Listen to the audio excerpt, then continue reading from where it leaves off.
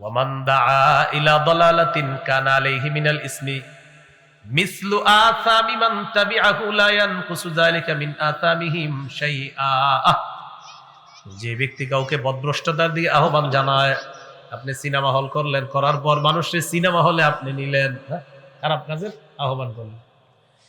নবীজি বলেন, কোন ব্যক্তি যদি মানুষকে পথভ্রষ্টতার দিকে আহ্বান জানায়, তারা যেই পরিমাণ গুনাহ করবে, যেই ব্যক্তি এই কাজটা চালু করছে তার আমলনামায় এই পরিমাণ গুনাহ জমা হতেই থাকবে নাউজুবিল্লাহ।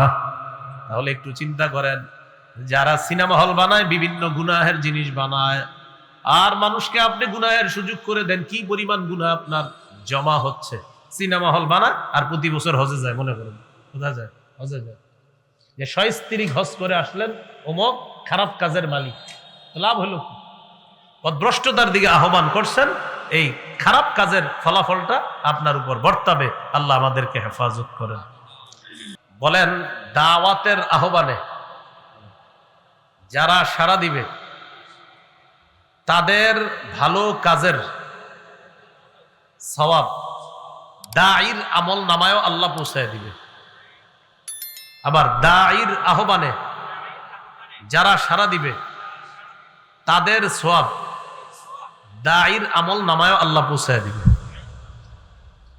আমি আপনাদেরকে আজকে ওয়াজ করলাম যে ভাই এটা করেন, আর আপনারা কয়েকজন করলেন, নিঃসন্দেহে আপনাদের সওয়াব আল্লাহ আমাকেও দিবে। সহিহ মুসলিমের হাদিস 6697 নম্বর হাদিস, মাদ্রাসার পাঠ্যপুস্তক অনুসারে 2674 নম্বর হাদিস, আর আপনাদের ওই যে পকেটে যেটা থাকে ওই অনুযায়ী 6697 নম্বর হাদিস। এই হাদিসের মধ্যে আছে, قال رسول الله صلى الله عليه وسلم, নবীজি বলেন, মান দাআ ইলা হুদান কানা লাহু মিনাল আজরি মিসলু উজুরি মান তাবিআহু লা ইয়ানকুসু যালিকা মিন উজুরিহিম শাইআ। যে ব্যক্তি মানুষকে হেদায়েতের দিকে আহ্বান করে, আল্লাহ তার আমলনামায় ওই পরিমাণ প্রতিদান দিবে, যারা তার কথা শুইনা ভালো ভালো কাজ করছে তাদের প্রতিদানের সমপরিমাণ প্রতিদান আল্লাহ তাকেও দান করবে। তাদের সওয়াবের একটু আল্লাহ কাটবে না, তাদের সওয়াব না কাইটা ওই পরিমাণ সওয়াব আল্লাহ দাঈর আমল নামায় দিয়ে দিবে। আবু দাউদের একটা হাদিস শুনেন, 5139 নম্বর হাদিস। এই হাদিসের মধ্যে আছে, রাসূলুল্লাহ সাল্লাল্লাহু আলাইহি সাল্লামের কাছে এক ব্যক্তি আসছে, আসার পর বললেন, ইন্নী উবদি আবি ফাহমিলনি ইয়া রাসূলুল্লাহ, হুজুর আমার বাহন নাই, মেহেরবানি করে একটা বাহনের ব্যবস্থা করে দেন।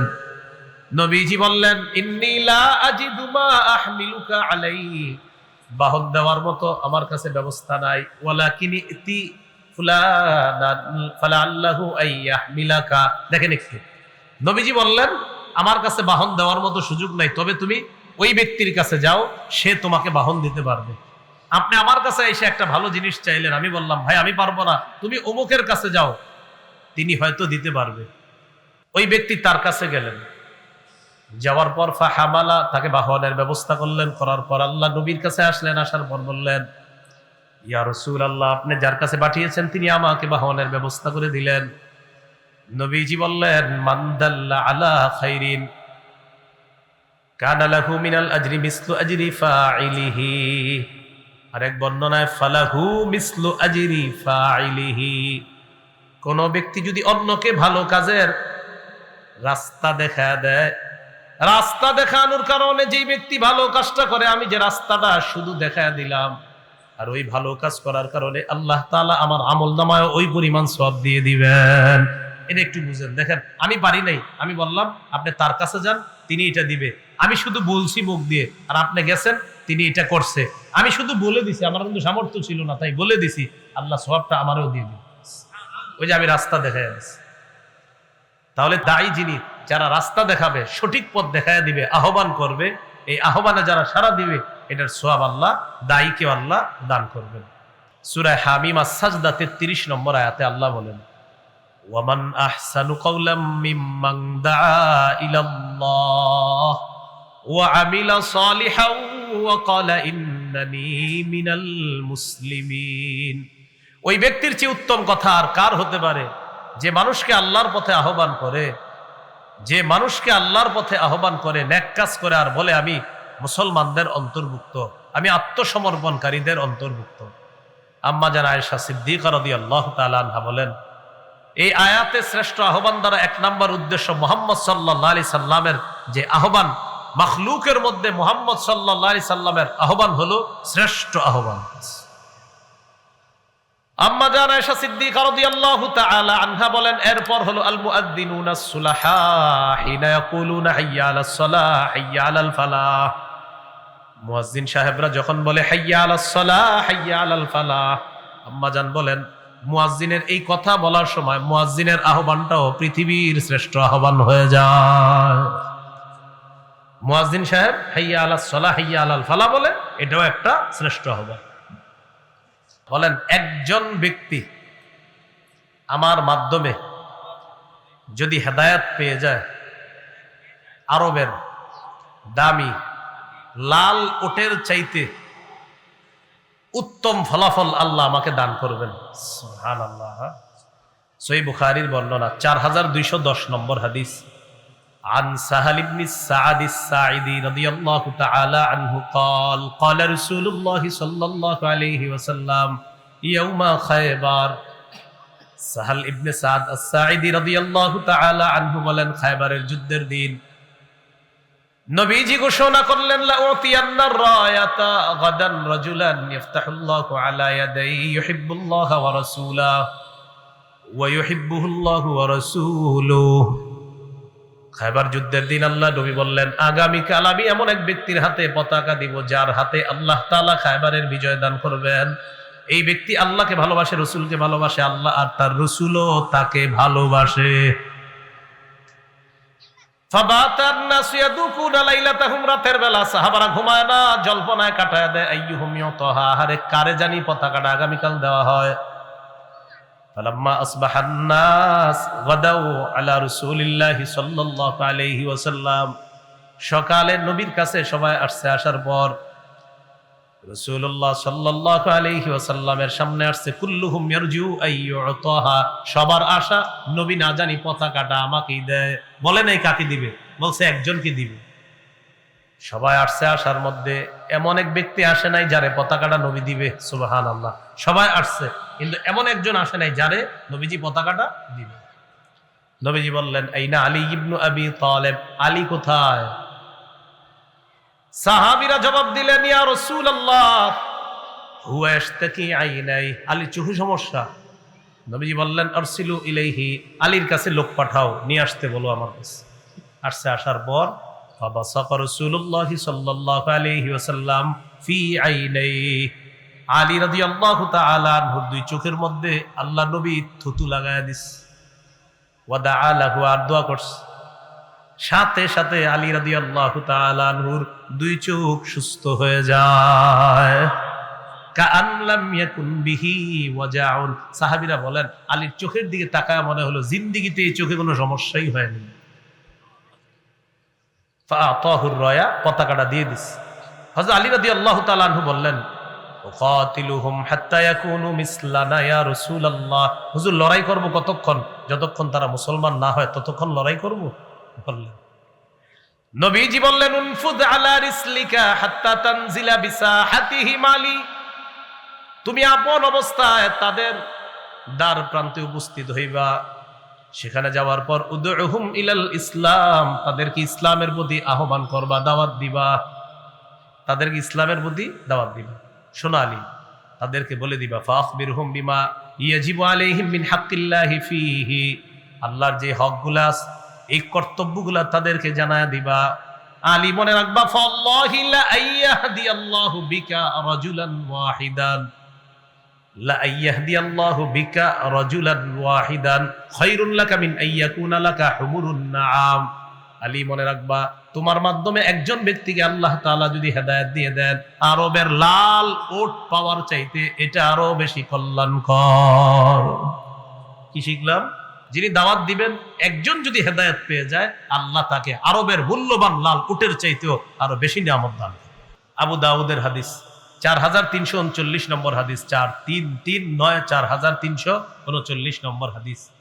এই হাদিসের মধ্যে আছে, আন জাবির ইবনে আব্দুল্লাহ রাদিয়াল্লাহু তাআলা আনহু قال সামি'তু রাসূলুল্লাহি সাল্লাল্লাহু আলাইহি ওয়াসাল্লাম ইয়াকুল, জাবের রাদিয়াল্লাহু তাআলা আনহুর বর্ণনা, হযরত জাবের বলেন আমি আল্লাহর নবীকে বলতে শুনলাম, মা মিন রাজুলিন ইয়াকুনু ফি কওমিন ফায়ু'মালু ফীহিম বিল মাআসি। কি বলে দেখেন, কোন ব্যক্তি কোন এলাকায় আছে, শুনেন অনুবাদটা, কোন ব্যক্তি কোন এলাকায় আছে, এলাকার নাম কি? রশিদাবাদ। কোন ব্যক্তি রশিদাবাদে আছে, কোন ব্যক্তি রশিদাবাদে আছে, আর ওই এলাকায় খারাপ কাজ হইতেছে। ইয়াকদিরুনা আলা আইয়ুগাইয়িরু, আমরা যারা বেঁচে আছি আমরা সক্ষম রাখি এটা বাধা দিতে। আবার বলছি, রশিদাবাদ আমরা বেঁচে আছি, রশিদাবাদে এমন একটা খারাপ কাজ হইতেছে যেটা বাধা দিতে আমরা সক্ষম, মানে এটা বাধা দিতে আমরা সক্ষম। নবীজি বলেন ফালা ইউগাইয়িরু, যদি তারা বাধা না দেয়। আবার বলি, কোন ব্যক্তি কোন এলাকার মধ্যে আছে, ওই এলাকার মধ্যে যদি খারাপ কাজ হয়, ওই খারাপ কাজটা বাধা দিতে যদি মানুষ সামর্থ্য রাখে, আর যদি এই খারাপ কাজটা বাধা না দেয়, ইল্লা আসাবাহুমুল্লাহু বিআযাবিন ক্বাবলা আইয়ামুতু, মনে রাখবা তোমরা যারা বাধা দাও নাই, মরণের আগে আল্লাহ তোমাদের উপর আযাব দিবে। ইল্লা আসাবাহুমুল্লাহু বিআযাবিন ক্বাবলা আইয়ামুতু, মরার আগে তাদের উপর আল্লাহ আযাব নিয়ে আসবে। আসাবাহুমুল্লাহু বিইকাব, আল্লাহ তাদেরকে ধরবে, বিইকাবিন আযাব দ্বারা, ক্বাবলা আইয়ামুতু, তারা মরার আগে আল্লাহ তাদেরকে আযাব দ্বারা পাকড়াও করবেন। খারাপ কাজ দেখার পরেও যারা দাওয়াত না দিবে, সত্যের প্রতি আহ্বান না করবে, বরং এরকম বলে হ্যাঁ করলে আমার কি, এরকম বলা যাবে না। হঠাৎ একটা মাজার হওয়ার সম্ভাবনা, কেমন মাজার, জেনে শিরিক হবে, এরকম কোন মাজার। আমরা মাজারের বিরুদ্ধে না, কবরের বিরুদ্ধে না, তবে শিরিকের বিরুদ্ধে আমরা, এই কথাটা স্পষ্ট হওয়া দরকার। আপনি দেখতেছেন এখানে একটা শিরিকের সম্ভাবনা, বাধা দেওয়ার সামর্থ্য আছে, আপনারা বললেন থাক, এই থাক থাক করতে করতে শিরিক জমে গেছে। শিরিক কি হয়ে গেছে? জমে গেছে। নবীজি বলেন মরার আগে তুমগু পুরো গজব দিবে আল্লাহ, মনে রেখো। তাহলে এই হলো দাওয়াত না দেওয়ার ক্ষতি।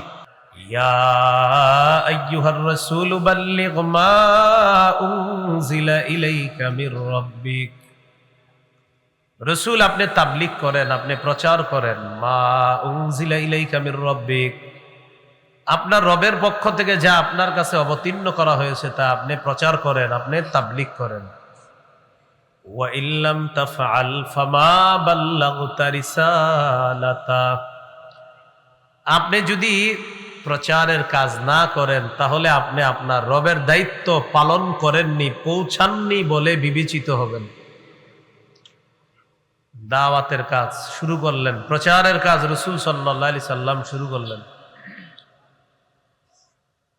নবীজি সাল্লাল্লাহু আলাইহি ওয়াসাল্লাম গোপনে দাওয়াত দিলেন। গোপনে দাওয়াত দেওয়ার পর আল্লাহ তাআলা সূরা শুআরার 214 নম্বর আয়াতের মাধ্যমে নবীজিকে আল্লাহ বললেন প্রকাশ্যে দাওয়াত দেওয়ার জন্য। সূরাতুশ শুআরার 214 নম্বর আয়াত হলো ওয়া আনদির আশীরাতাকাল আকরাবিন, নবী আপনি আপনার নিকট আত্মীয়দেরকে ভয় দেখান, আযাবের ভয় দেখান, সতর্ক করেন। এই আয়াত নাজিল হওয়ার পর সহিহ বুখারীর বর্ণনা 4770 নম্বর হাদিস, সাঈদা রাসূলুল্লাহ সাল্লাল্লাহু আলাইহি ওয়াসাল্লাম আলা সাফা, সাফা পাহাড়ের উপরে রাসূল সাল্লাল্লাহু আলাইহি সাল্লাম আরোহণ করলেন। আরোহণ করার পর নবীজি বিভিন্ন গোত্রকে ডেকে ডেকে বলতে লাগলেন ইয়া বানি আদিগিন ইয়া বানি ফিহরিন লিবতুনি কুরাইশ, কুরাইশের বিভিন্ন এলাকার নাম ধরে ধরে নবীজি পাহাড়ের উপর থেকে তাদেরকে ডাকতে শুরু করলেন।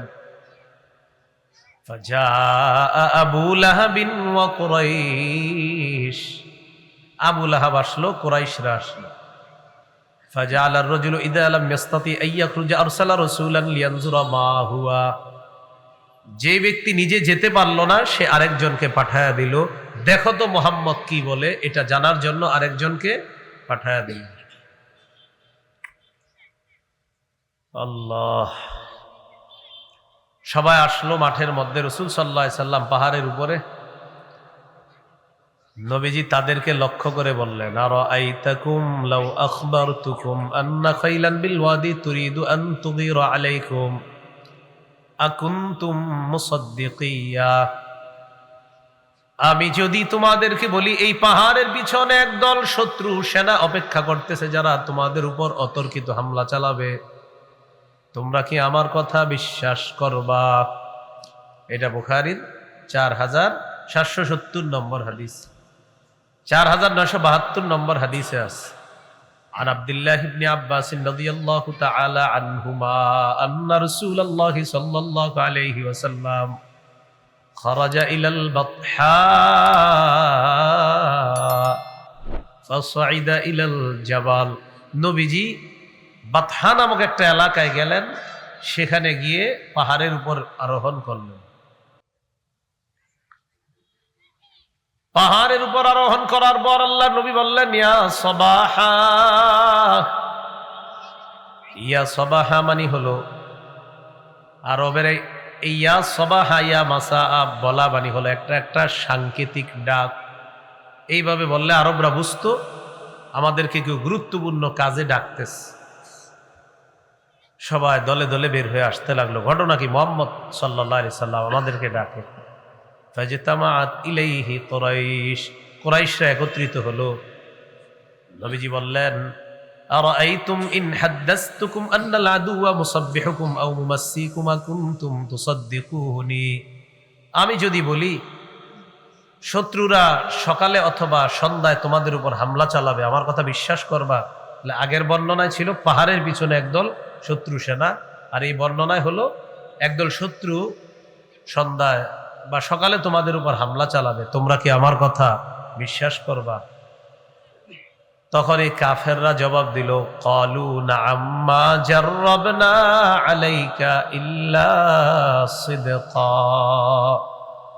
আমরা অবশ্যই আপনার কথা বিশ্বাস করব মুহাম্মদ, কারণ আমরা যাচাই বাছাই করে দেখেছি তুমি কোনোদিনও মিথ্যা বলো না, তুমি সদা সর্বদা সত্য কথা বলো। তখন রাসূলুল্লাহ সাল্লাল্লাহু আলাইহি সাল্লাম বললেন, ফাইন্নী আনা নাযীরুল লাকুম বাইনা ইয়াদাই আযাবিন শাদীদ। আমি তোমাদেরকে কঠিন আযাবের ভয় দেখাই। আল্লাহকে আল্লাহ মেনে নাও, যদি না মানো আল্লাহ তোমাদেরকে কঠিন আযাব দিবে। আবু লাহাব নবীকে ডেকে বলল, তাব্বান লাকা সাইরাল ইয়াউম আলিহাযা জামাআতানা। মুহাম্মদ, তোমার পুরাটা দিন ধ্বংস হোক, তুমি কি আমাদেরকে এই কারণে একত্রিত করেছো? নাউযুবিল্লাহ। তোমার পুরাটা দিন ধ্বংস হোক। নবীজির জন্য ধ্বংসের বদদুয়া করল।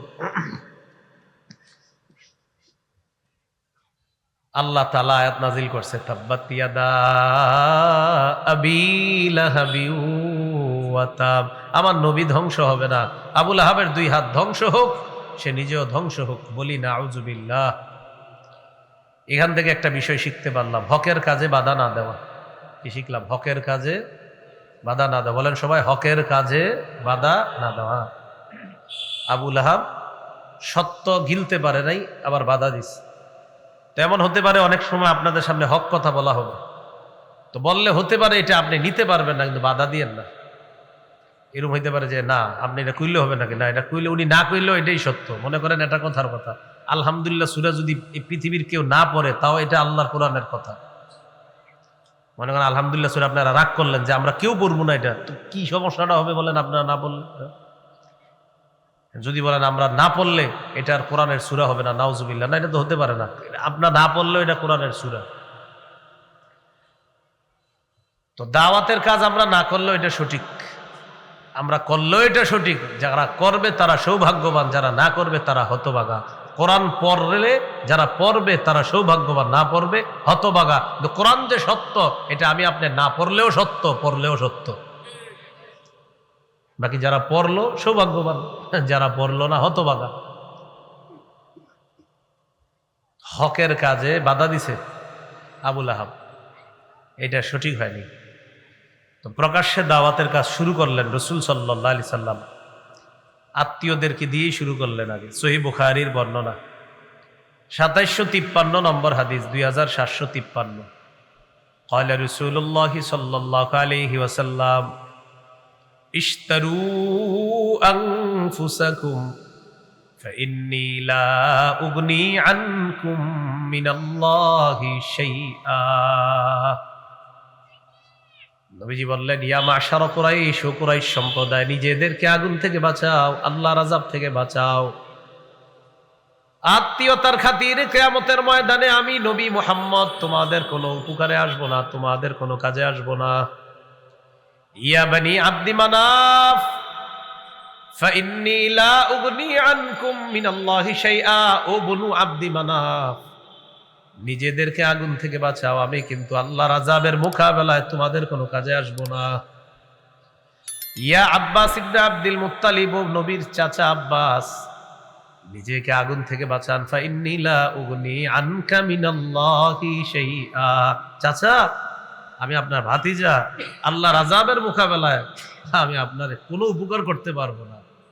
ইয়া সফিয়া আম্মাতা রাসূলিল্লাহি সাল্লাল্লাহু আলাইহি ওয়াসাল্লাম, ও নবীর ফুফু সফিয়া, নিজেকে আগুন থেকে বাঁচান, আমি ভাতিজা হিসাবে যদি ঈমান ছাড়া দুনিয়া থেকে যান, আমি কিন্তু আপনার আল্লাহর আযাবের মোকাবেলায় আপনার কোনো উপকার করতে পারবো না। ইয়া ফাতিমাতা বিনতা মুহাম্মাদিন সাল্লাল্লাহু আলাইহি ওয়াসাল্লাম, নবীজি বলেন, ও নবীর মেয়ে ফাতেমা, মুহাম্মদের মেয়ে ফাতেমা সাল্লাল্লাহু আলাইহি ওয়াসাল্লাম, আনকিজি নাফসাকি, নিজেকে আগুন থেকে বাঁচাও। ফাইন্নী লা উগনি আনকি মিনাল্লাহি শাইআ। আল্লাহর আযাবের মোকাবেলায় আমি তোমার কোনো উপকার করতে পারবো না। নিজে আমলের মাধ্যমে, ঈমান পাকাপোক্তের মাধ্যমে নিজেকে আগুন থেকে বাঁচাও। নিকটদের থেকে আল্লাহ রাসূল আগে দাওয়াত দিলেন, আযাবের ভয় দেখাইলেন, সতর্ক করলেন নিকটজনদেরকে। এখান থেকে শিক্ষা, দাওয়াতের কাজ যারা আমরা করব, প্রতিবেশীকে দাওয়াত তো দিবই দিব, নিজের ঘরে যারা আছে আশেপাশে তাদেরকে প্রথমে বেশি বেশি দাওয়াত দিতে হবে। তো রাসূল সাল্লাল্লাহু আলাইহি সাল্লাম দাওয়াতের কাজ প্রকাশ্যে করতে করতে আল্লাহ রাসূল সাল্লাল্লাহু আলাইহি ওয়াসাল্লাম, ওনার পরে আর কোনো নবী হবে না। নবীজি সাল্লাল্লাহু আলাইহি সাল্লামের দায়িত্বটা অন্যরা পালন করতে হবে, যেহেতু নবীজির পরে আর নবী হবে না। সহিহ বুখারীর বর্ণনা 3535 নম্বর হাদিস। ক্বালা রাসূলুল্লাহি সাল্লাল্লাহু আলাইহি ওয়াসাল্লাম, ইন্না মাসালি ওয়া মাসালাল আমবিয়াই মিন ক্বাবলি কামাসালি রাজুলিন বানা বাইতান ফাআহসানাহু ওয়া আজমালা। নবীজি বলেন, আমার আর আমার পূর্ববর্তী নবীদের দৃষ্টান্ত হলো এমন এক ব্যক্তির মতো, যে ব্যক্তি একটি ঘর বানিয়েছে, সুন্দরভাবে ঘরটা সাজিয়েছে, ইল্লা মাউদিআ লাবিনাতিন ফি জাবিয়া, ঘরের কোনায় একটা ইটের জায়গা ফাঁকা। একটা ঘর বানিয়েছে, ঘরটা সুন্দরভাবে সাজিয়েছে, ঘরের কোনায় একটা ইটের জায়গা ফাঁকা। বলেন আপনারা, ঘর সমাপ্ত নাকি অসমাপ্ত? ফাজআলান নাসু ইয়াতুফুনা বিহি ওয়া ইয়াজাবুনা লা, মানুষ ঘরটার চারপাশে যায় ঘরটা দেখতে দেখতে। যখন মানুষ ওই ইটের কাছে যায়, যাওয়ার পর দেখে ঘরের কোনায় একটা ইট লাগানো হয় না, মানুষ আশ্চর্য হয়ে যায়। ফাজআলান নাসু ইয়াতুফুনা বিহি ওয়া ইয়াজাবুনা লা ওয়া ইয়াকুলুনা হাল্লা উদিয়াত হাদিহিল লাবিনা, মানুষ ঘরের চারপাশে ঘুরে আশ্চর্য হয়ে যায় আর বলে, এই ইটটা কেন লাগানো হলো না? এত সুন্দর একটা ঘর, একটা ইটের জায়গা কেন ফাঁকা? নবীজি বলেন, আনাল্লাবিনা আনা খাতামুন নবিয়িন লা নাবিয়্যা বাদি, শোনো তোমরা, যে ইটটা লাগানো হয় নাই, আমি হলাম সেই ইট। সুবহানাল্লাহ। আদম নবী থেকে ঈসা নবী পর্যন্ত আল্লাহ তাআলা ঘর সাজিয়েছেন, ঘরের কোনায় একটা ইটের জায়গা ফাঁকা, মানে আমি নবী মুহাম্মদ সাল্লাল্লাহু আলাইহি ওয়াসাল্লাম তখনও আসি নাই।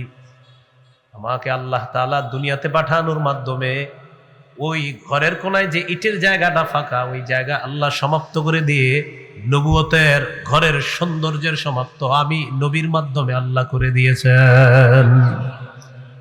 আনা খাতামুন নবিয়িনা, আমি শেষ নবী, লা নাবিয়্যা বাদি, আমার পরে আর নবী, আমার পরে আর নবী আসবে না। কারা কারা বলছেন? বলেন হবে না। বলেন আমার পরে আর নবী হবে না। বলেন, বলেন আমাদের নবীর পরে আর নবী হবে না। ঈসা নবী আমাদের নবীর আগে নবী হয়েছেন। বলেন, তিনি এখনো মৃত্যুবরণ করেননি। মৃত্যুর বিধান বাস্তবায়িত হওয়ার জন্য তিনি আবার দুনিয়াতে আসবেন। তবে তিনি নবী আগে হয়েছেন, হ্যাঁ? আমাদের নবীর পরে আর নবী হয় নাই, হবে না। এখন আপনারে একদল প্রশ্ন করবে ঈসা নবী আসবে, তা আপনি বলবেন আসলে আপনার সমস্যা কি? ঈসা নবী আসলে আপনার সমস্যা কি? এটা হলো একটা সম্প্রদায় আছে যারা ধোঁকাবাজি করে, যাদের মসজিদের সামনে অফিসের সামনে লেখা আছে লা ইলাহা ইল্লাল্লাহু মুহাম্মাদুর রাসূলুল্লাহ। কালিমা দেখে বোঝার উপায় নাই তারা যে মুসলমান না। কালিমা তো ঠিক আছে, এদের কালিমা যখন আপনি দেখবেন, দেখার পর আপনি টেনশনে পড়ে যাবেন আমরাও তো এই কালিমা পড়ি, তারাও এই কালিমা পড়ে, তাহলে হুজুররা তাদেরকে এত মিছিল দিয়ে কেন বলে তারা কাফের? তখন তাদের কাছে আপনি যাবেন, যাওয়ার পর বলবেন ভাই লা ইলাহা ইল্লাল্লাহু মুহাম্মাদুর রাসূলুল্লাহ, এটার অনুবাদ করেন। তখন তারা অনুবাদ করবে লা ইলাহা ইল্লাল্লাহ, আল্লাহ ছাড়া কোনো ইলাহ নাই, অনুবাদও ঠিক আছে। মুহাম্মাদুর রাসূলুল্লাহ, মুহাম্মদ সাল্লাল্লাহু আলাইহি ওয়াসাল্লাম আল্লাহর রাসূল, অনুবাদ তো ঠিকই আছে। আল্লাহ ছাড়া কোনো ইলাহ নাই, মুহাম্মদ সাল্লাল্লাহু আলাইহি ওয়াসাল্লাম আল্লাহর রাসূল, অনুবাদ কি আছে? ঠিক আছে। তাহলে অনুবাদও ঠিক আছে, কালিমাও ঠিক আছে, হুজুররা এদেরকে কেন কাফের বলে? এবার তাকে আপনি বলবেন সূরা আহজাবের 40 নম্বর আয়াতের অনুবাদটা একটু শোনান তো আমাকে। তো পকেটে তো কোরআন আছে বাংলা, ওইটা আপনারে শোনায় দিবে। মা কানা মুহাম্মাদুন আবা আহাদিম মির রিজালিকুম, মুহাম্মদ সাল্লাল্লাহু আলাইহি সাল্লাম তোমাদের কোন সাবালেক পুরুষের পিতা নন, অনুবাদও ঠিক আছে। ওয়ালাকির রাসূলুল্লাহ, তবে তিনি আল্লাহর রাসূল, এতটুকুর অনুবাদও ঠিক আছে। এরপরে ওয়া খাতামান নবীন, এটার অনুবাদ হলো তিনি শেষ নবী। বলেন কি নবী? তখনই থাইমা যাবে, আপনারা বলবে বা একটু চা খাইতে আসেন, এভাবে হাত ধরে বলবে কি একটু চা খাবেন, চলেন। কেন চা কেন খাবো? খতামান নবীর অর্থ কি সেটা বলেন। বলে একটু চা পান খাইতে খাইতে বলি আমরা। আপনি বলবেন খতামান নবীর অর্থ মুহাম্মদ সাল্লাল্লাহু আলাইহি সাল্লাম শেষ নবী, বাস এটাই অনুবাদ। আপনি আবার কি শিখাবেন? বলবে এটা একটা ব্যাখ্যা সাপেক্ষে। সাথে সাথে বলবেন ইমাম গাজালি রহমতুল্লাহ আলাইহি বলে দিয়েছেন খতামান নবীর অর্থ মুহাম্মদ সাল্লাল্লাহু আলাইহি সাল্লাম শেষ নবী। আমাদের এই মুহাম্মদ সাল্লাল্লাহু আলাইহি সাল্লাম শেষ নবী, তারপরে নবী হয় নাই, হবে না, তারপরে আর নবী নাই। এই আয়াতে ব্যাখ্যার সুযোগ নাই। কি নাই? ব্যাখ্যার সুযোগ নাই। তো খতামান নবীন আপনারে ব্যাখ্যা করে বুঝাইতে চাবে এই সেই, তখন যখন আপনার সাথে পারবে না, শেষে বলবে ভাই তোমাদের নবীর পরে আর নবী, আপনি বলবেন হবে না। হ্যাঁ, আবার বলবে নবীর পরে, আপনি বলবেন নবী হবে না। বারবার বলবে, আপনি বারবার বলবেন নবীর পরে নবী হবে না, আসবে না, একবারও বলবেন না, বলবেন হবে না। হঠাৎ আপনার সাথে ধোঁকাবাজি করে বলবে ঈসা নবী আসবে, আপনি বলবেন ঈসা নবী আসবে, তবে ঈসা নবী আমাদের নবীর আগে নবী হয়েছেন, নতুন করে নবী হবে না। এই জন্য ধোঁকাবাজ আপনাকে ধোঁকা দিতে বলবে ঈসা নবী আসতে পারলে আমাদের গুরুদাসপুরের অমুকে কেন আসতে পারে না? আপনি বলবেন আমাদের নবীর পরে আর নবী নাই, নবী হয় নাই, হবে না। এই কথা যার বিশ্বাস হবে না তার ঈমান নাই। আর আমাদের নবীর পরে নতুন করে যদি কেউ বলে সে নবী, সে কাফের, তার অনুসারীরা কাফের। মুনাফিক রূপী মুসলমান মার্কা মুনাফিক গুলা যদি তাদের অনুসার হয়, ওই অনুসারীরাও কাফের। যারা বলবে আমাদের নবীর পরে নতুন করে নবী হয়েছে বা হবে বা সম্ভাবনা আছে, সে কাফের, তার অনুসারী কাফের। মুনাফিক রূপী মুসলমান কিছু আছে যারা মুসলমান পরিচয় নাম ধারণ করে, তো এই মুনাফিক মার্কা শয়তান যদি তাদের সমর্থন করে, তারাও কাফের। তাহলে দাবি কাফের, অনুসারী কাফের, সমর্থনকারী কাফের। বলেন যে দাবি করবে কাফের, অনুসারী কাফের, সমর্থনকারী। তাহলে এখন থেকে কি বলবেন? আমাদের নবীর পরে নবী হবে না। বলেন আমাদের নবীর পরে নবী হবে না। বলেন হয় নাই, হবে না, সম্ভাবনাও নাই। এবার আপনারে পেঁচাইতে যাবে, বলবে ঈসা নবী, আপনি বলবেন চান্দু ঈসা নবী আমাদের নবীর আগে নবী হয়েছেন, ঈসা নবী আসবে, আপনি বলবেন আসলে আপনার সমস্যা কি? তিনি নবী হবেন না, তিনি হয়ে গিয়েছেন, নতুন করে আসবে এমন বিষয়টা হলো তিনি মৃত্যুবরণ করেন নাই, তার মৃত্যু হবে এজন্য তিনি দুনিয়াতে আসবেন, বাকি নবী হয়েছেন আগে। তাহলে আমাদের নবীর পরে আর নবী নাই, হয় নাই, হবে না, এটা হলো মনে রাখবেন। তো রাসূল সাল্লাল্লাহু আলাইহি সাল্লামের পরে যেহেতু আর নবী হবে না, তাহলে এই দাওয়াতের কাজ কারা করবে? সহিহ বুখারীর বর্ণনা 3467 নম্বর হাদিস।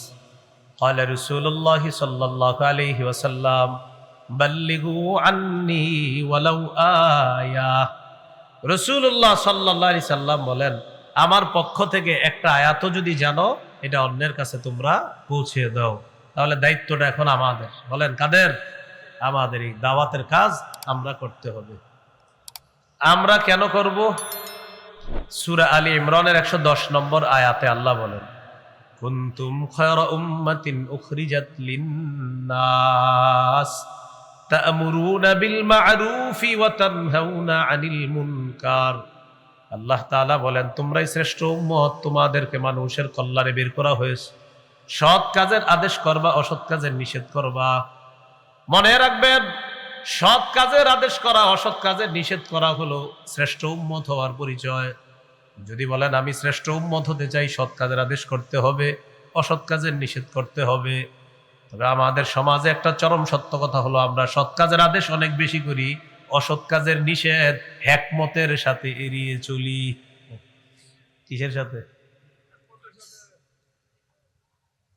হিকমতের অপব্যবহার অনেকে করে, এটা বুঝেও না। যেমন সামনে রমজান মাস, রমজান মাসে রোজা রাখেন ভাই, এটা সবাই বলি, কিন্তু রমজানে যারা বিরিয়ানি বিক্রি করে লাল কাপড় লাগায়, এদেরকে গিয়ে কয়জন বাধা দিছি বলেন? ভাই নামাজ পড়েন বলি, চা দোকানের সামনে যে ছেলেগুলা দাঁড়ায়া ওবারে ওবারে জুয়া খেলে আর জুয়া খেলে, আর মোবাইলে অ্যাপসের মাধ্যমে যে জুয়া খেলে, এটা কয়জন বাধা দিছে? তো সৎ কাজের আদেশ করি আমরা, কিন্তু অসৎ কাজের নিষেধটা একদম নাই। অসৎ কাজের নিষেধ করতে হবে। সামনে রমজান, ওলামায়ে কেরামের তত্ত্বাবধানে ইমাম খতিব সবাই মিলেমিশে এলাকায় রমজানের পবিত্রতা নষ্ট হয় এমন কোন কাজ কর্ম যারা করবে, তাদেরকে সরাসরি বাধা দিতে হবে। পারবেন না ইনশাআল্লাহ? আল্লাহ তৌফিক দান করেন। ক্বালা রাসূলুল্লাহ সাল্লাল্লাহু আলাইহি ওয়াসাল্লাম, মান রাআ মিনকুম মুনকারান ফালইগাইয়িরহু বিয়াদিহি ফাইন লাম ইস্তাতি ফাবিলিসানি ফাইন লাম ইস্তাতি ফাবিকলবিহি ওয়া যালিকা আযআফুল ঈমান। নবীজি বলেন, তোমাদের মধ্যে কেউ যদি অপছন্দনীয় কাজ দেখে, সে যেন এটা হাত দিয়ে বাধা দেয়। হাত দিয়ে যদি বাধা দিতে না পারে, মুখ দিয়ে যেন প্রতিবাদ করে। মুখ দিয়ে যদি প্রতিবাদ করতে না পারে, ফাবিকলবিহি, অন্তর দিয়ে যেন ঘৃণা করে। কি করে? অন্তর দিয়ে। অন্তর দিয়ে ঘৃণা করার দ্বারা উদ্দেশ্য হলো, অন্তর দিয়ে পরিকল্পনা করবে কিভাবে এই অপকর্ম বন্ধ করা যায়। অন্তর দিয়ে ঘৃণা করার উদ্দেশ্য হলো অন্তরে পরিকল্পনা করা কিভাবে এই অপছন্দনীয় শরীয়ী বহির্ভূত কাজটা বন্ধ করা যায়। এটার মানে হলো অন্তর দিয়ে ঘৃণা করা। অন্তর দিয়ে ঘৃণা করার অর্থ এই না যে আমি ঘৃণা করি আর আল্লাহুম্মা বিসমিকা আমুতু আহিয়া বলে ঘুমায়া গেলাম। বিষয়টা কিন্তু এমন না। পরিকল্পনা করতে হবে, দ্বারা আজকে একা বলে আমি পারি নাই বাধা দিতে, 10 জন নিয়ে কালকে আসতেছি ইনশাল্লাহ, এরকম পরিকল্পনা করা। আল্লাহ আমাদেরকে বুঝার তৌফিক দান করেন। এখন কথা হলো, দাওয়াতের কাজ তো আমরা করব ইনশাআল্লাহ। বলেন সবাই ইনশাআল্লাহ। আল্লাহ তৌফিক দান করেন। দাওয়াত দেওয়ার পদ্ধতি মন দিয়ে শোনেন। দাওয়াত দেওয়ার 1 নাম্বার পদ্ধতি হলো কৌশলে এবং উত্তম ওয়াজের মাধ্যমে দাওয়াত দেওয়া। কৌশলে এবং উত্তম ওয়াজের মাধ্যমে দাওয়াত দেওয়া। সূরা নাহলের 125 নম্বর আয়াতে আল্লাহ বলেন, উদউ ইলা সাবিলি রাব্বিকা বিল হিকমাহ ওয়াল মাউইযাতিল হাসানাহ ওয়াজাদিলহুম বিল্লাতী হিয়া আহসান।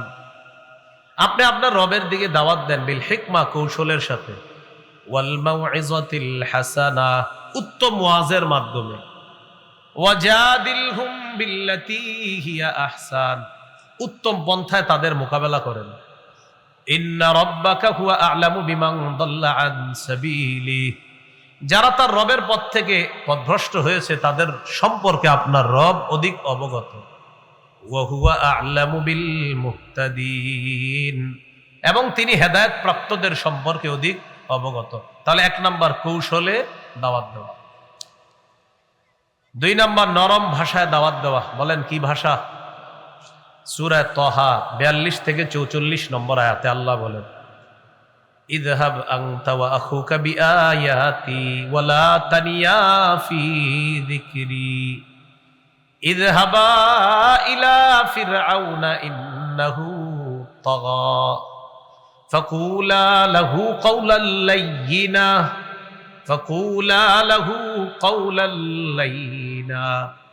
লাআল্লাহু ইয়াতাযাক্কারু আও ইয়াখশা। কি বলে দেখেন, আল্লাহ তাআলা বলেন ইযহাব আনতা ওয়া আখুকা বিআয়াতি, আপনি এবং আপনার ভাই হারুন আমার আয়াতগুলা নিয়ে যান, ওয়ালা তানিয়া ফি যিকরি, আমাকে স্মরণ করার ক্ষেত্রে অলসতা করবেন না। ইযহাবা ইলা ফিরআউনা ইন্নাহু তাগা, আপনারা দুইজন ফেরাউনের কাছে যান, ফেরাউন নাফরমান। ফাকুলা লাহু কাওলাল লাইয়িনা, ফেরাউনকে নরম ভাষায় দাওয়াত দিবেন। ফাকুলা লাহু, ফেরাউনের সাথে কথা বলবেন। কাওলাল লাইয়িনা, নরম ভাষায় কথা বলবেন। লাআল্লাহু ইয়াতাযাক্কারু আও ইয়াখশা, হয়তো সে উপদেশ গ্রহণ করবে অথবা সে ভয় পাবে। তাহলে দুই নাম্বার নরম ভাষায় দাওয়াত দেওয়া, এক নাম্বার কৌশলে, দুই নাম্বার নরম ভাষায় দাওয়াত দেওয়া। রাসূলুল্লাহ সাল্লাল্লাহু আলাইহি সাল্লাম বলেন, যারা কারো দায়িত্ব পায়, যারা কারো কি পায়, দায়িত্ব পায়, তারা যদি তাদের উপরে কঠোর হয়, নবী বলছে আল্লাহ আপনিও তাদের প্রতি কঠোর হন। নাউজুবিল্লাহ বলেন। ক্বালা রাসূলুল্লাহ সাল্লাল্লাহু আলাইহি ওয়াসাল্লাম,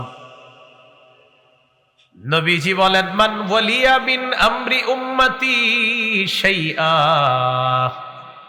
আল্লাহকে বললেন আল্লাহুম্মা মান ওয়ালিয়া মিন আমরি উম্মতি শাইআ ফাশাক্কা আলাইহিম ফাশফুক বিহি, আল্লাহ আমার উম্মতের দায়িত্ব যদি কোনো মানুষ পায়, পাওয়ার পর দায়িত্ব পেয়ে যদি ওই মানুষটা আমার উম্মতের উপর জুলুম করে, নির্যাতন করে, তাদের প্রতি কঠোর আচরণ করে, মাবুদ গো আপনিও তাদের প্রতি কঠোর আচরণ করেন। কি বলে দেখেন, আমার উম্মতের দায়িত্ব যদি কেউ পায়, পাওয়ার পর সে যদি তাদের উপর কঠোর আচরণ করে, আল্লাহ আপনিও তার প্রতি রূঢ় হন, কঠোর আচরণ তার সাথে করেন।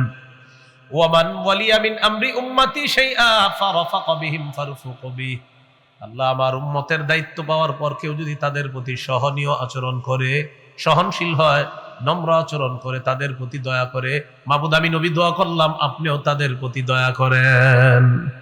এখান থেকে অনেক বড় শিক্ষা। দায়িত্ব ছোট হোক বড় হোক, যে দায়িত্ব পাবেন এটা শুকরিয়ার বিষয়, এটা জুলুম করার বিষয় না। আপনি নিয়ত করলেন খালি কোনো মতে পায়া লই রে, খবর আছে, নাউজুবিল্লাহ, এই নিয়ত, এইগুলা যদি নিয়ত হয়, বাংলাদেশের জনগণ জুলুমের বিরুদ্ধে এক হওয়া দরকার। সে যেই জুলুম করবে এটার প্রতিরোধ করার জন্য সবাই এক হওয়া দরকার। মানে জালেমকে কোনো সুযোগ দেওয়া যাবে না, যে কোনো জালেমকে সুযোগ দেওয়ার, এই জালেমের বিরুদ্ধে, যে কোনো জুলুমের বিরুদ্ধে জনগণ এক থাকা এটা জরুরি বিষয়। তো বলছিলাম, নবীজি বলেন আমার উম্মতের দায়িত্ব কেউ পাওয়ার পর তাদের প্রতি যদি নম্র আচরণ প্রদর্শন করে, আল্লাহ আপনিও তার প্রতি দয়া করেন, আপনি তার প্রতি নম্র আচরণ করেন, তার প্রতি আপনি দয়া করেন। তিন নাম্বার কঠোর না হওয়া। বলেন কি না হওয়া? এক নাম্বার কৌশলে দাওয়াত দেওয়া, দুই নাম্বার নরম ভাষায়, তিন নাম্বার কঠোর না হওয়া।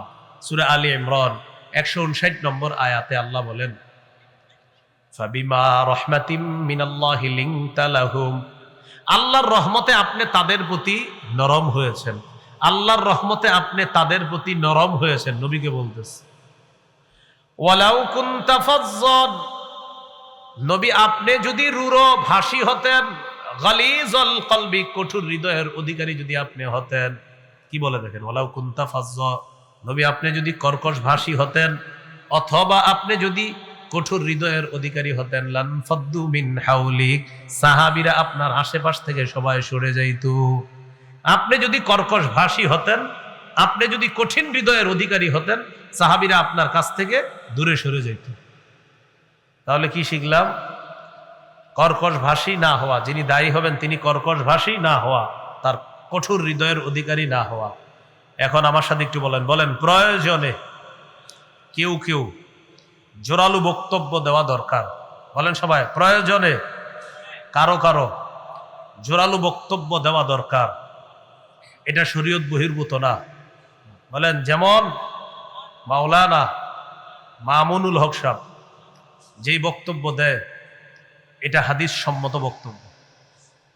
এবার আপনি তার বিরোধিতা করার আগে আপনি আগে বুঝবেন যে এটা শরীয়ত। তিনি এক জায়গায় একটা কথা বলছিল অনেক আগে, আমার মনে আছে, যে আমার বক্তব্য যদি শরীয়ত বহির্ভূত কেউ প্রমাণ করতে পারে আমি এইভাবে বক্তব্য দিব না। এটা শোনার পর আমি চিন্তা করলাম, বাবা এমন সাহস নিয়ে কিভাবে কথা বললো। তখন দেখলাম হাদিসের মধ্যে সমর্থন আছে, তিনি যেই স্টাইলে বক্তব্য দেয় এই বক্তব্যের সমর্থন হাদিসে আছে। চ্যালেঞ্জ করছে যে আমার বক্তব্যের বিরোধিতা কেউ যদি কোরআন সুন্নাহ অনুযায়ী করতে পারে, যে আমার বক্তব্য এই পন্থা সঠিক না, তো আমি বক্তব্য দিব না। তা আমি চিন্তা, আমি তখনও আপনার মাওলানা হইনি, মানে অনেক আগে হুজুর বলছিলেন একটা কথা। হুজুর অনেক, আমি যখন মাদাইনে সাব পড়ি দ্বিতীয় বর্ষে উত্তরা, তখন 2.5 ঘন্টা একটা ভাষণ দিছিল দক্ষিণখানে। আপনার হুজুরের আব্বা চিফ গেস্ট ছিলেন, প্রধান অতিথি। হুজুরের হাত থেকে আমরা পুরস্কার নিয়েছিলাম, ওখানে ভাষণ দিয়েছিলেন সুবহানাল্লাহ, ইন্নাল্লাযীনা ক্বালু রাব্বুনাল্লাহু সুম্মা ইসতাকামু, এই আয়াতের উপরে আজীব ব্যাখ্যা। হুজুরের তো এখন আপনারা বয়ান শোনেন না, খালি ভাষণ শোনেন। সেদিন আমি বয়ান শুনছিলাম, ইন্নাল্লাযীনা ক্বালু রাব্বুনাল্লাহু সুম্মা ইসতাকামু, এই আয়াতের উপর 2.5 ঘন্টা বয়ান করছেন। তো বয়ানের মাঝে মাঝে ভাষণ দিয়েছিলেন হালকা হালকা, কিন্তু ওদিন বয়ান শুনছিলাম, আজীব বয়ান। তো যাই হোক, এই যে মাঝে মাঝে জোরালো বক্তব্য কারো কারো দেওয়া, এটা দরকার। এটা যারা পারে তারা দেওয়া, এটা জাতিকে জাগিয়ে দেওয়া, এটা জরুরি বিষয়। যেমন সূরা তাহরিমের 9 নম্বর আয়াতে আছে, আল্লাহ বলেন, ইয়া আইয়ুহান নাবিয়্যু জাহিদিল কুফফারা ওয়াল মুনাফিকিনা ওয়াগলুজ আলাইহিম। নবী আপনি কাফের মুনাফিকদের বিরুদ্ধে লড়াই করেন, ওয়াগলুজ আলাইহিম, তাদের বিরুদ্ধে কঠোর হন। এখন আমাদের দেশে কি মুনাফিক আছে? আরে বলেন আসেনি? তো তাদের বিরুদ্ধে কঠোর হওয়া, এটা কি কোরআনের বাহিরে না ভিতরে?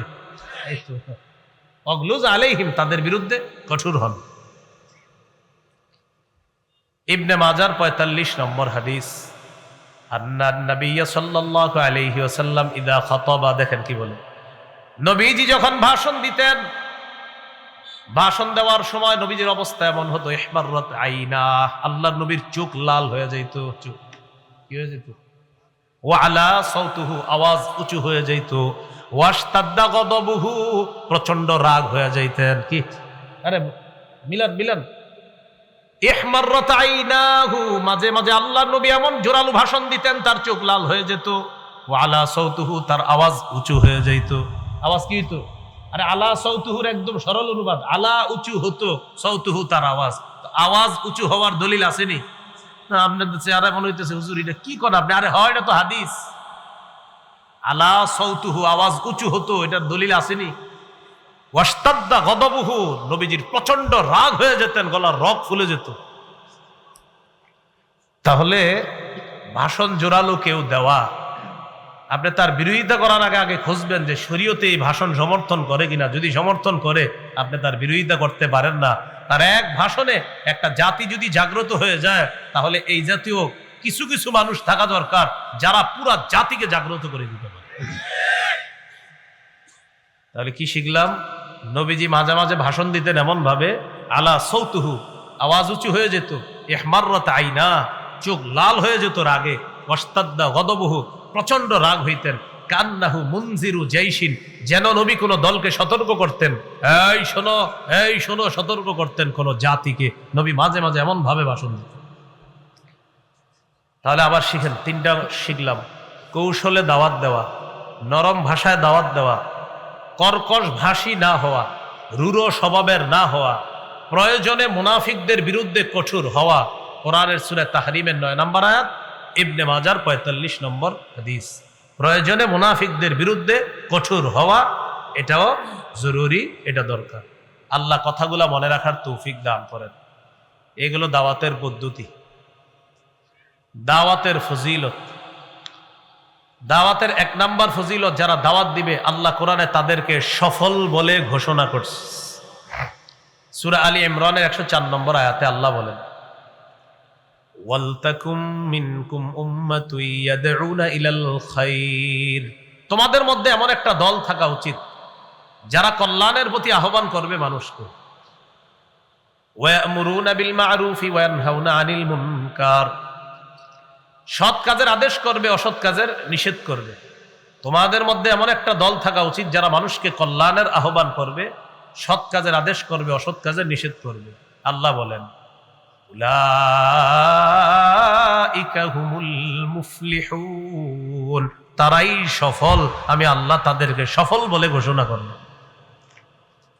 তাহলে 1 নাম্বার ফজিলত, যারা দাওয়াত দিবে তারা সফল। 2 নাম্বার বলেন দাঈর আহ্বান, শ্রেষ্ঠ আহ্বান, আল্লাহর দিকে আহ্বান, শ্রেষ্ঠ আহ্বান। বলেন মুয়াজ্জিন সাহেবের আজানের আহ্বান, শ্রেষ্ঠ আহ্বান। দাওয়াত যারা দেয় আল্লাহর দিকে, এটা শ্রেষ্ঠ আহ্বান। মুয়াজ্জিন সাহেব যখন বলে হাইয়া আলাস সালাহ হাইয়া আলাল ফালাহ, এটাও শ্রেষ্ঠ আহ্বান। সূরা হামিম আস-সাজদা 33 নম্বর আয়াতে আল্লাহ বলেন ওয়ামান আহসানু কাওলাম মিম্মান দাআ ইলাল্লাহ ওয়া আমিলা সালিহান ওয়া ক্বালা ইন্নানী মিনাল মুসলিমিন। ওই ব্যক্তির চেয়ে উত্তম কথা আর কার হতে পারে যে মানুষকে আল্লাহর পথে আহ্বান করে, যে মানুষকে আল্লাহর পথে আহ্বান করে, নেক কাজ করে আর বলে আমি মুসলমানদের অন্তর্ভুক্ত, আমি আত্মসমর্পণকারীদের অন্তর্ভুক্ত। আম্মা জান আয়েশা সিদ্দিকা রাদিয়াল্লাহু তাআলা আনহা বলেন, এই আয়াতে শ্রেষ্ঠ আহ্বান দ্বারা 1 নাম্বার উদ্দেশ্য মুহাম্মদ সাল্লাল্লাহু আলাইহি সাল্লামের যে আহ্বান, মাখলুকের মধ্যে মুহাম্মদ সাল্লাল্লাহু আলাইহি সাল্লামের আহ্বান হলো শ্রেষ্ঠ আহ্বান। আম্মা জান আয়েশা সিদ্দিকা রাদিয়াল্লাহু তাআলা আনহা বলেন, এরপর হলো আল মুআদ্দিনুনাস সুলাহা হিনা ইয়াকুলুনা হাইয়া আলাস সালাহ হাইয়া আলাল ফালাহ। মুয়াজ্জিন সাহেবরা যখন বলে হাইয়া আলাস সালাহ হাইয়া আলাল ফালাহ, আম্মা জান বলেন মুয়াজ্জিনের এই কথা বলার সময় মুয়াজ্জিনের আহ্বানটাও পৃথিবীর শ্রেষ্ঠ আহ্বান হয়ে যায়। মুয়াজ্জিন সাহেব হাইয়া আলাস সালাহ হাইয়া আলাল ফালাহ বলে, এটাও একটা শ্রেষ্ঠ আহ্বান। এগুলো 2 নাম্বার। 3 নাম্বার বলেন দাওয়াতের আহ্বানে যারা সাড়া দিবে তাদের ভালো কাজের সওয়াব দাঈর আমল নামায়ও আল্লাহ পৌঁছায় দিবে। আবার দাঈর আহ্বানে যারা সাড়া দিবে তাদের সওয়াব দাঈর আমল নামায়ও আল্লাহ পৌঁছায় দিবে। আমি আপনাদেরকে আজকে ওয়াজ করলাম যে ভাই এটা করেন এটা করেন, আর আপনারা কয়েকজন করলেন, নিঃসন্দেহে আপনাদের সওয়াব আল্লাহ আমাকেও দিবে। সহিহ মুসলিমের হাদিস 6697 নম্বর হাদিস, মাদ্রাসার পাঠ্যপুস্তক অনুসারে 2674 নম্বর হাদিস, আর আপনাদের ওই যে পকেটে যেটা থাকে ওই অনুযায়ী 6697 নম্বর হাদিস। এই হাদিসের মধ্যে আছে قال رسول الله صلى الله عليه وسلم, নবীজি বলেন মান দাআ ইলা হুদান কানা লাহু মিনাল আজরি মিসলু উজুরি মান তাবিআহু লা ইয়ানকুসু যালিকা মিন উজুরিহিম শাইআ। যে ব্যক্তি মানুষকে হেদায়েতের দিকে আহ্বান করে আল্লাহ তার আমল নামায় ওই পরিমাণ প্রতিদান দিবে, যারা তার কথা শুইনা ভালো ভালো কাজ করছে তাদের প্রতিদানের সমপরিমাণ প্রতিদান আল্লাহ তাকেও দান করবে। তাদের সওয়াবের একটু আল্লাহ কাটবে না, তাদের সওয়াব না কাইটা ওই পরিমাণ সওয়াব আল্লাহ দাঈর আমল নামায় দিয়ে দিবে। ওয়ামান দাআ ইলা দালালাতিন কানা আলাইহি মিনাল ইসমি মিসলু আসামি মান তাবিআহু লা ইয়ানকুসু যালিকা মিন আসামিহিম শাইআ।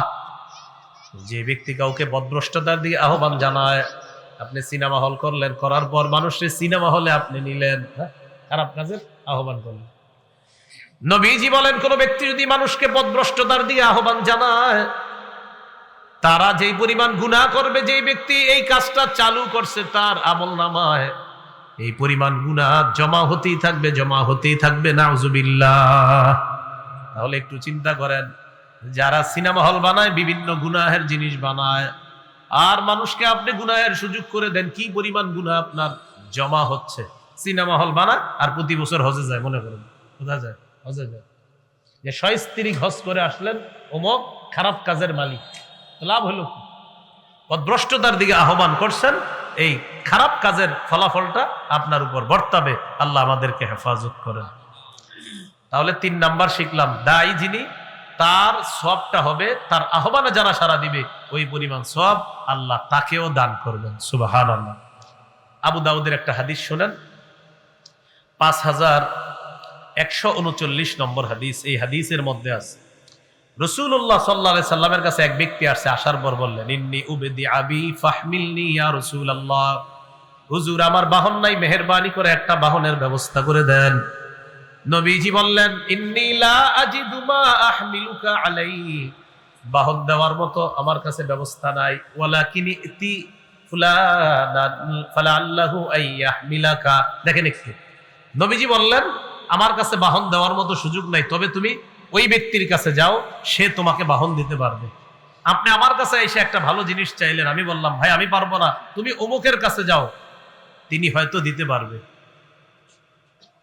ওই ব্যক্তি তার কাছে গেলেন, যাওয়ার পর ফাহামালা, তাকে বাহনের ব্যবস্থা করলেন। করার পর আল্লাহ নবীর কাছে আসলেন, আসার পর বললেন, ইয়া রাসূলুল্লাহ, আপনি যার কাছে পাঠিয়েছেন তিনি আমাকে বাহনের ব্যবস্থা করে দিলেন। নবীজি বললেন, মান দাল্লা আলা খাইরিন কানা লাহু মিনাল আজরি মিসলু আজরি ফাইলিহি। আরেক বর্ণনায় ফালাহু মিসলু আজরি ফাইলিহি। কোন ব্যক্তি যদি অন্যকে ভালো কাজের রাস্তা দেখা দেয়, রাস্তা দেখানোর কারণে যে ব্যক্তি ভালো কাজটা করে, আমি যে রাস্তাটা শুধু দেখা দিলাম, আর ওই ভালো কাজ করার কারণে আল্লাহ তাআলা আমার আমলনামায় ওই পরিমাণ সওয়াব দিয়ে দিবেন। এটা একটু বুঝেন। দেখেন, আমি পারি নাই, আমি বললাম আপনি তার কাছে যান, তিনি এটা দিবে। আমি শুধু বলছি মুখ দিয়ে, আর আপনি গেছেন, তিনি এটা করছে। আমি শুধু বলে দিছি, আমার কিন্তু সামর্থ্য ছিল না, তাই বলে দিছি, আল্লাহ সওয়াবটা আমারও দিয়ে দিবে। ওই যে আমি রাস্তা দেখাই আছি।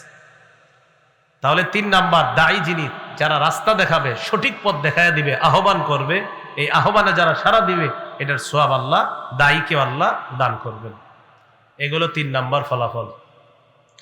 4 নাম্বার ফলাফল বলেন, একজন ব্যক্তি আমার মাধ্যমে যদি হেদায়েত পেয়ে যায়, আরবের দামি লাল ওটের চাইতে উত্তম ফলাফল আল্লাহ আমাকে দান করবেন। সুবহানাল্লাহ। সহিহ বুখারীর বর্ণনা, 4210 নম্বর হাদিস। عن سهل بن السعد الساعدي رضي الله تعالى عنه قال قال رسول الله صلى الله عليه وسلم يوم خيبر। সাহাল ইবনে সাদ আস-সাঈদী রাদিয়াল্লাহু তাআলা আনহু বলেন, খায়বারের যুদ্ধের দিন নবীজি ঘোষণা করলেন, লা উতিয়ান্নার রায়াতা গাদান রাজুলান ইফতাহুল্লাহু আলা ইয়াদাইহি ইউহিব্বুল্লাহা ওয়া রাসূলাহু ওয়া ইউহিব্বুহুল্লাহু ওয়া রাসূলুহু। খায়বার যুদ্ধের দিন আল্লাহ নবী বললেন, আগামী কাল আমি এমন এক ব্যক্তির হাতে পতাকা দিব, যার হাতে আল্লাহ তাআলা খায়বারের বিজয় দান করবেন। এই ব্যক্তি আল্লাহকে ভালোবাসে, রসুলকে ভালোবাসে, আল্লাহ আর তার রসুলও তাকে ভালোবাসে। ফাবাতান নাসু ইয়াদুকুনা লাইলাতাহুম, রাতের বেলা সাহাবারা ঘুমায় না, জল্পনায় কাটায় দেয়। আইয়ুহুম ইউতাহা, আরে কারে জানি পতাকাটা আগামীকাল দেওয়া হয়। ফালাম্মা আসবাহান নাস গাদাউ আলা রাসূলিল্লাহি সাল্লাল্লাহু আলাইহি ওয়াসাল্লাম, সকালে নবীর কাছে সবাই আসছে। আসার পর রাসূলুল্লাহ সাল্লাল্লাহু আলাইহি ওয়াসাল্লামের সামনে আসছে। কুল্লুহুম ইয়ারজু আইয়ুতাহা, সবার আশা নবী না জানি পতাকাটা আমাকেই দেয়। বলে নাই কাকে দিবে, বলছে একজনকে দিবে। সবাই আসছে, আসার মধ্যে এমন এক ব্যক্তি আসে নাই যারে পতাকাটা নবী দিবে। সুবহানাল্লাহ। সবাই আসছে, কিন্তু এমন একজন আসে নাই যারে নবীজি পতাকাটা দিবে। নবীজি বললেন, আইনা আলী ইবনু আবি তালেব, আলী কোথায়? সাহাবীরা জবাব দিলেন, ইয়া রাসূলুল্লাহ হুয়া ইশতাকি আইনাই, আলীর চোখে সমস্যা। নবীজি বললেন, আরসিলু ইলাইহি, আলীর কাছে লোক পাঠাও, নিয়ে আসতে বলো আমার কাছে। আসছে, আসার পর ফাবাসাকা রাসূলুল্লাহ সাল্লাল্লাহু আলাইহি ওয়াসাল্লাম ফি আইনাইহি, আলী রাদিয়াল্লাহু তাআলা আনহুর 2 চোখের মধ্যে আল্লাহ নবী থুতু লাগায়া দিস। ওয়া দাআ লাহু, আর দোয়া করছে। সাথে সাথে আলী রাদিয়াল্লাহু তাআলা আনহুর 2 চোখ সুস্থ হয়ে যায়। কাআন লাম ইয়াকুন বিহি ওয়াজাউন, সাহাবীরা বলেন, আলীর চোখের দিকে তাকায় মনে হলো জিন্দেগিতে এই চোখে কোনো সমস্যাই হয়নি। ফাআতাহুর রায়া, পতাকাটা দিয়ে দিস। হযরত আলী রাদিয়াল্লাহু তাআলা আনহু বললেন, উকাতিলুহুম হাত্তা ইয়াকুনু মিসলানা ইয়া রাসূলুল্লাহ, হুজুর লড়াই করব কতক্ষণ? যতক্ষণ তারা মুসলমান না হয় ততক্ষণ লড়াই করব। বললেন, নবীজি বললেন, উনফুদ আলা রিসলিকা হাত্তা তানজিলা বিসাহাতিহি মালি, তুমি আপন অবস্থায় তাদের দ্বার প্রান্তে উপস্থিত হইবা, সেখানে যাওয়ার পর উদউহুম ইলাল ইসলাম, তাদেরকে ইসলামের প্রতি আহ্বান করবা, দাওয়াত দিবা, তাদেরকে ইসলামের প্রতি দাওয়াত দিবা। সোনালি তাদেরকে বলে দিবা ফাখবিরহুম বিমা ইয়াজিবু আলাইহিম মিন হাক্কিল্লাহি ফীহি, আল্লাহর যে হকগুলা আছে এই কর্তব্যগুলা তাদেরকে জানায়া দিবা। আলী মনে রাখবা ফাল্লাহি লা আইয়াহদিয়াল্লাহু বিকা রাজুলান ওয়াহিদান, লা আইয়াহদিয়াল্লাহু বিকা রাজুলান ওয়াহিদান খায়রুল লাকা মিন আইয়াকুনা লাকা হুমুরুন নাআম। আলী মনে রাখবা তোমার মাধ্যমে একজন ব্যক্তিকে আল্লাহ তাআলা যদি হেদায়েত দিয়ে দেন, আরবের লাল ওট পাওয়ার চাইতে এটা আরো বেশি কল্যাণকর। কি শিখলাম? 4 নাম্বার, যিনি দাওয়াত দিবেন একজন যদি হেদায়েত পেয়ে যায়, আল্লাহ তাকে আরবের মূল্যবান লাল উটের চাইতেও আরো বেশি নিয়ামত দান করেন। 5 নাম্বার ফলাফল, যারা দাওয়াত দিবে, দায়ী যারা, আহ্বান করবেন যারা, এটার 5 নাম্বার ফলাফল হলো, আল্লাহ মাফ করেন, রাসূলুল্লাহ সাল্লাল্লাহু আলাইহি সাল্লাম তার জন্য দোয়া করছেন। বলেন সবাই, কি করছেন? দোয়া করছেন। 5 নাম্বার মানে যিনি দাওয়াত দিবেন, যিনি পৌঁছাইবেন, একটা ভালো কথা পৌঁছাই দিলেন, তার জন্য নবীজি দোয়া করছেন। এই যে বয়ান করে যারা মাইকের সামনে, মাশাআল্লাহ, তারা যদি খালি এই নিয়ত করে আমি নবীর এক একটা বাক্য পৌঁছাইতেছি, আল্লাহ নবী কোরআন দিয়ে গেছেন আমাদের কাছে, হাদিস, এই 2টা জিনিস আমাদের কাছে রেখে গেছেন, আর এই কথাগুলো আমি পৌঁছাইতেছি, আল্লাহ রসুলের এই নিয়ত যদি সব আলোচকের থাকে, ক্ষণে ক্ষণে সে রসুলের দোয়া পাইতে পারে। তিরমিজির 2657 নম্বর হাদিস, 2657। ক্বালা রাসূলুল্লাহি সাল্লাল্লাহু আলাইহি ওয়াসাল্লাম, রাসূলুল্লাহ সাল্লাল্লাহু আলাইহি সাল্লাম বলেন, নাদ্দারাল্লাহু ইমরাআন সামিআ মিন্না, ওই ব্যক্তিকে আল্লাহ উজ্জ্বল করে দেখ যেই ব্যক্তি আমার কাছ থেকে কিছু শুনছে, শোনার পর ফাবাল্লাগাহু কামা সামিআ, যেভাবে শুনেছে সেভাবে আরেকজনের কাছে পৌঁছায়া দিছে। আমি নবী দোয়া করে গেলাম তাকে যেন আল্লাহ উজ্জ্বল বানায়া দেয়, তাকে যেন আল্লাহ আলোকময় বানায়া দেয়। এগুলো 5 নাম্বার ফজিলত। কয় নাম্বার ফজিলত? 5 নাম্বার। সর্বশেষ কথা, দাওয়াত না দেওয়ার ক্ষতি। বলেন, দাওয়াত না দেওয়ার ক্ষতি। আপনি আপনার পাশে দেখেন একজনে অপরাধ করতেছে, আপনি কিছু বলেন না, থাক করুক। তো কেউ বললো ভাই আপনি কিছু বলেন না কেন? আরে হের মন চায় করুক, আমার কি। সুদ খাইতেছে আপনার প্রতিবেশী, একদিনও বলেন না সুদ না খাইতে। আপনি জিজ্ঞাসা করলো আসসালামু আলাইকুম, কাকা ভালো আছেন? জি। আপনার প্রতিবেশী যে সুদ খায় নিষেধ করছেন কখনো? আরে বাবা বাদ দেও তো, হ্যাঁ খাইলে আমার কি, এরকম বলছেন আপনি। এরকম যারা বলেন, একটা হাদিস শুনেন, আবু দাউদের হাদিস, 4339 নম্বর হাদিস, 4339, 4339 নম্বর হাদিস। এই হাদিসের মধ্যে আছে, আন জাবির ইবনে আব্দুল্লাহ রাদিয়াল্লাহু তাআলা আনহু قال سمعت رسول الله صلى الله عليه وسلم يقول, জাবির রাদিয়াল্লাহু তাআলা আনহুর বর্ণনা, হযরত জাবির বলেন আমি আল্লাহর নবীকে বলতে শুনলাম, মা মিন রাজুলিন ইয়াকুনু ফি কওমিন ফায়ুমালু ফীহিম বিল মাআসি। কি বলে দেখেন, কোন ব্যক্তি কোন এলাকায় আছে, শোনেন অনুবাদটা, কোন ব্যক্তি কোন এলাকায় আছে, এলাকার নাম কি? রশিদাবাদ। কোন ব্যক্তি রশিদাবাদে আছে, কোন ব্যক্তি রশিদাবাদে আছে, আর ওই এলাকায় খারাপ কাজ হইতেছে। ইয়াকদিরুনা আলা আইয়ুগাইয়িরু, আমরা যারা বেঁচে আছি আমরা সক্ষম রাখি এটা বাধা দিতে। আবার বলছি, রশিদাবাদ আমরা বেঁচে আছি, রশিদাবাদে এমন একটা খারাপ কাজ হইতেছে যেটা বাধা দিতে আমরা সক্ষম, মানে এটা বাধা দিতে আমরা সক্ষম। নবীজি বলেন ফালা ইউগাইয়িরু, যদি তারা বাধা না দেয়। আবার বলি, কোন ব্যক্তি কোন এলাকার মধ্যে আছে, ওই এলাকার মধ্যে যদি খারাপ কাজ হয়, ওই খারাপ কাজটা বাধা দিতে যদি মানুষ সামর্থ্য রাখে, আর যদি এই খারাপ কাজটা বাধা না দেয়, ইল্লা আসাবাহুমুল্লাহু বিআযাবিন ক্বাবলা আইয়ামুতু, মনে রাখবা তোমরা যারা বাধা দাও নাই, মরণের আগে আল্লাহ তোমাদের উপর আযাব দিবে। ইল্লা আসাবাহুমুল্লাহু বিআযাবিন ক্বাবলা আইয়ামুতু, মরার আগে তাদের উপর আল্লাহ আযাব নিয়ে আসবে। আসাবাহুমুল্লাহু বিইকাব, আল্লাহ তাদেরকে ধরবে, বিইকাবিন আযাব দ্বারা, ক্বাবলা আইয়ামুতু, তারা মরার আগে আল্লাহ তাদেরকে আযাব দ্বারা পাকড়াও করবেন। খারাপ কাজ দেখার পরেও যারা দাওয়াত না দিবে, সত্যের প্রতি আহ্বান না করবে, বরং এরকম বলে হ্যাঁ করলে আমার কি, এরকম বলা যাবে না। হঠাৎ একটা মাজার হওয়ার সম্ভাবনা, কেমন মাজার, জেনে শিরিক হবে, এরকম কোন মাজার। আমরা মাজারের বিরুদ্ধে না, কবরের বিরুদ্ধে না, তবে শিরিকের বিরুদ্ধে আমরা, এই কথাটা স্পষ্ট হওয়া দরকার। আপনি দেখতেছেন এখানে একটা শিরিকের সম্ভাবনা, বাধা দেওয়ার সামর্থ্য আছে, আপনারা বললেন থাক, এই থাক থাক করতে করতে শিরিক জমে গেছে, শিরিক কি হয়ে গেছে? জমে গেছে। নবীজি বলেন মরার আগে তুমগু পুরো গজব দিবে আল্লাহ, মনে রেখো। তাহলে এই হলো দাওয়াত না দেওয়ার ক্ষতি। মনে থাকবেন ইনশাআল্লাহ। তাহলে কি জানলাম বলেন তো, খুব মন দিয়ে শোনেন। দাওয়াতের আবিধানিক পারিভাষিক অর্থ। 2 নাম্বার দাওয়াতের ধারাক্রম আমাদের নবী পর্যন্ত। 3 নাম্বার নবীজি পরে আর নবী হবে না, হয় নাই। নবীজির পরে নবী আসবে একজন, তিনি নবীর আগে নবী হয়েছেন, ঈসা নবী। তিনি মৃত্যুবরণ করার জন্য দুনিয়াতে আসবেন, তবে তিনি আমাদের নবীর আগে নবী হয়েছেন। আমাদের নবীর পরে আর কোনো নবী হয় নাই, হবে না।